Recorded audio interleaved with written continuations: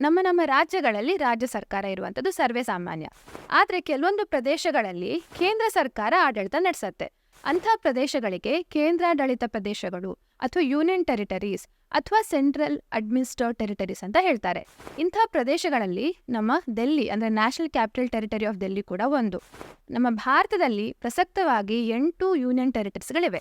ಈ ಕೇಂದ್ರಾಡಳಿತ ಪ್ರದೇಶಗಳ ವಿಶೇಷತೆ ಏನಂತ ಅಂದರೆ ಇಲ್ಲಿ ರಾಜ್ಯ ಸರ್ಕಾರಗಳು ಇರುವಂಥದ್ದಲ್ಲ, ಆದರೆ ಸೆಂಟ್ರಲ್ ಗೌರ್ಮೆಂಟ್ ಅಥವಾ ಕೇಂದ್ರ ಸರ್ಕಾರವು ನೇರವಾಗಿ ರಾಷ್ಟ್ರಪತಿ ಮುಖೇನ ತನ್ನ ಗೌರ್ಮೆಂಟನ್ನು ನಡೆಸತ್ತೆ, ಅಂದರೆ ಅದನ್ನು ಕಂಟ್ರೋಲ್ ಮಾಡತ್ತೆ. ಸೊ ರಾಷ್ಟ್ರಪತಿ ಯಾರ ಮುಖಾಂತರ ಆ ಒಂದು ಆಡಳಿತ ನಡೆಸ್ತಾರೆ ಅಂತಂದರೆ ಒಂದು ಲೆಫ್ಟಿನೆಂಟ್ ಗವರ್ನರು ಅಥವಾ ಅಡ್ಮಿನಿಸ್ಟ್ರೇಟರ್ ಅಂತ ಇರ್ತಾರೆ. ಲೆಫ್ಟಿನೆಂಟ್ ಗವರ್ನರು ದೆಹಲಿಯಲ್ಲಿ ಪುದುಚೇರಿಲಿದ್ದಾರೆ, ಹಾಗೆ ಬೇರೆ ಕಡೆಯಲ್ಲಿ ಬೇರೆ ಪ್ರದೇಶಗಳಲ್ಲಿ ಕೇಂದ್ರಾಡಳಿತ ಪ್ರದೇಶಗಳಲ್ಲಿ ಅಡ್ಮಿನಿಸ್ಟ್ರೇಟರ್ ಅಂತ ಹೇಳ್ಬೋದು. ಡೆಲ್ಲಿ ಮತ್ತು ಪುದುಚೇರಿಯಲ್ಲಿ ಒಂದು ವಿಶೇಷವಾಗಿ ಇರುವಂಥ ವಿಷಯ ಏನಂತಂದರೆ ಅಲ್ಲಿ ಅವರದ್ದೇ ಸ್ವಂತ ಲೆಜಿಸ್ಲೇಟಿವ್ ಅಸೆಂಬ್ಲಿ ಇರುತ್ತೆ, ಹಾಗೆ ಅವರ ಚೀಫ್ ಮಿನಿಸ್ಟರ್ಸ್ ಇರ್ತಾರೆ, ಕೌನ್ಸಿಲ್ ಆಫ್ ಮಿನಿಸ್ಟರ್ಸ್ ಇರ್ತಾರೆ.